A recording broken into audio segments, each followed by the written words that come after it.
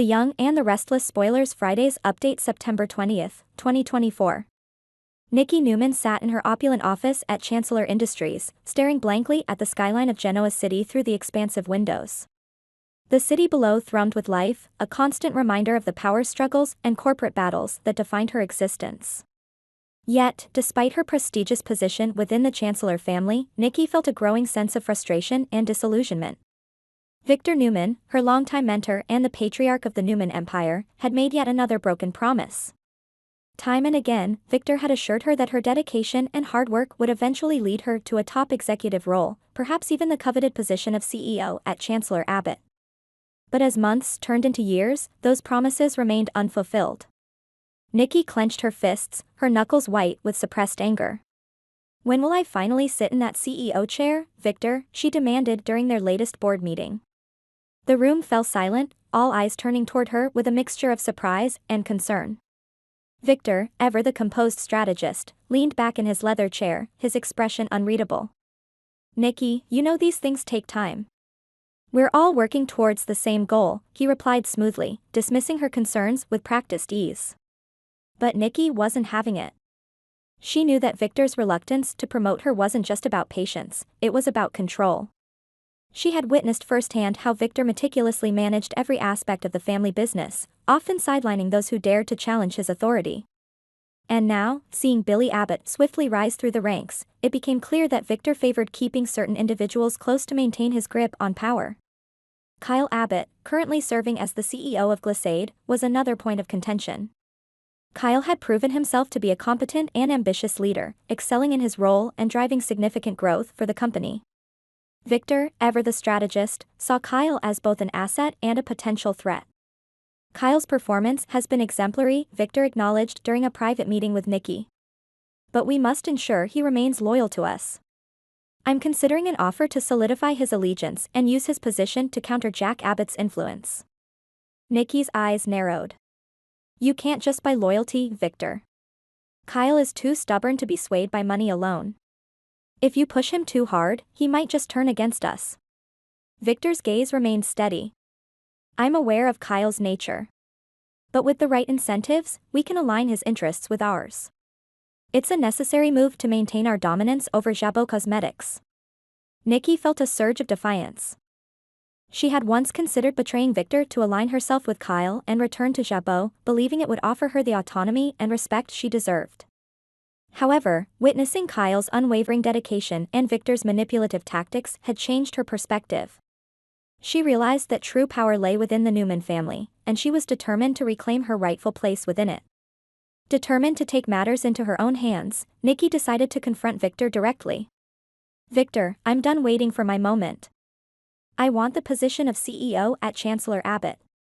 I have the skills, the vision, and the drive to lead this company to new heights. If you won't give me that opportunity, then I will take it by any other means necessary." Victor's expression remained unchanged, but there was a glimmer of respect in his eyes. "Ambition is a valuable trait, Nikki. But power is not given, it is earned. If you're serious about this, you'll need to prove yourself capable of handling the challenges that come with the role." Nikki nodded, her resolve unshaken. "I understand. I'll do whatever it takes to earn that position." Unbeknownst to Victor, Nikki had already begun to plot her ascent. She leveraged her extensive network within Chancellor Industries, rallying allies who shared her disdain for Victor's monopolistic control. Among these allies was Alan, a shrewd and sensitive executive who had long harbored resentment towards Jack Abbott. Alan had observed the simmering tension between Nikki and Jack, recognizing an opportunity to exploit it for mutual gain. One evening, Alan approached Nikki with a proposition. "Nikki, I've been watching the way Jack handles his business. He's reckless and unpredictable. I believe we can use that to our advantage. Let me help you dismantle his operations. In return, I expect a significant share of the profits."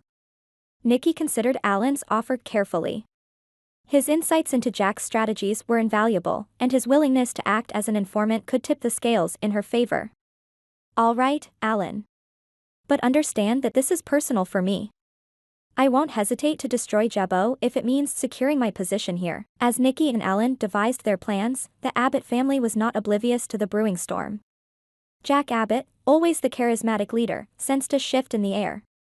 He had noticed Nikki's increasing assertiveness and her alliances within Chancellor Industries. Determined not to be outmaneuvered, Jack began strategizing his own countermeasures, unaware that Claire Newman was also entering the fray with her vendetta against Kyle. Meanwhile, Connor Newman struggled with his own internal conflicts. His father, Adam Newman, had made it clear that reconciliation with his mother, Nikki, was off the table. Connor, torn between his loyalty to his father and his longing for a complete family, found himself in emotional turmoil. Late one night, overwhelmed by his feelings, Connor sought out his mother. He found Nikki in her office, poring over financial reports, her face etched with determination. "Mom," Connor began hesitantly, approaching her desk. "Can we talk?" Nikki looked up, her expression softening slightly. "Connor, what is it?" Without waiting for a response, Connor threw his arms around her, tears streaming down his face. I don't understand why Dad won't let us be a family. I miss you so much." Nikki hesitated, her stern facade wavering as she felt her son's genuine anguish. She pulled back slightly, looking into his tear-filled eyes. "Connor, it's complicated. Your father and we have our reasons. But I want a complete family," Connor whispered, his voice cracking. "Is that so wrong? Don't you want that too?" Nikki's heart ached at the sight of her son's vulnerability. She placed a hand on his shoulder, squeezing gently. "I want what's best for you, Connor. Sometimes, what we want isn't always possible." As Connor left her office, Nikki couldn't shake the feeling that her own actions were contributing to the pain her son felt. The delicate balance between her professional ambitions and her personal relationships was proving to be increasingly difficult to maintain. Back in the boardroom, the tension reached a boiling point. Claire Newman, leveraging her adoptive mother Jordan's ruthless influence, made her move. She approached Victor with a bold proposition.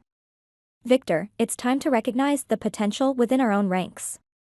I want to take over as CEO of Glissade.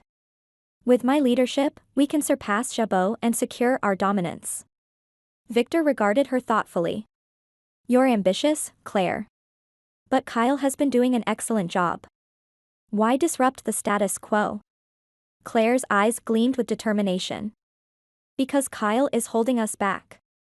He's too comfortable, too complacent. Under my leadership, Glissade will not only thrive but also become the spearhead of our strategy against Jabot." Victor saw an opportunity in Claire's audacity. "Very well. Prove yourself capable and I'll consider your request. But remember, failure is not an option." As Claire set her plans into motion, she began to systematically undermine Kyle's authority, using her intelligence and strategic prowess to outmaneuver him at every turn. Her actions didn't go unnoticed by Summer Newman, who remained wary of the escalating tensions. Summer and Kyle, deeply in love, found themselves at the center of a power struggle that threatened to tear their relationship apart. Amidst the corporate warfare, Adam and Connor Newman continued to navigate their strained father-son relationship. Adam, ever the provocateur, saw potential in Connor's raw emotions, hoping to mold him into a strategic player within the family business. Connor, however, remained conflicted, yearning for his mother's approval and a sense of belonging that seemed perpetually out of reach. As weeks turned into months, the rivalry between Chancellor Industries and Jabot Cosmetics intensified. Nikki, now firmly entrenched in her role as a key player in the Newman empire, worked tirelessly to secure her position and dismantle Jack Abbott's influence. Her collaboration with Alan proved fruitful, as together they orchestrated a series of moves that weakened Jabot's hold on the market. Meanwhile, Claire's relentless pursuit of power led her to uncover vulnerabilities within Kyle's leadership. She exploited these weaknesses, positioning herself as an indispensable asset to Victor while simultaneously undermining Kyle's authority. The once harmonious relationship between the Newman and Abbott families was now marred by betrayal and deceit. Summer, caught in the crossfire, struggled to maintain her relationship with Kyle. She sensed the growing hostility between them and the Newman family, and despite her efforts to mediate, the strain was becoming unbearable. The love they shared was tested by the relentless pressure of corporate warfare, leaving them both emotionally exhausted.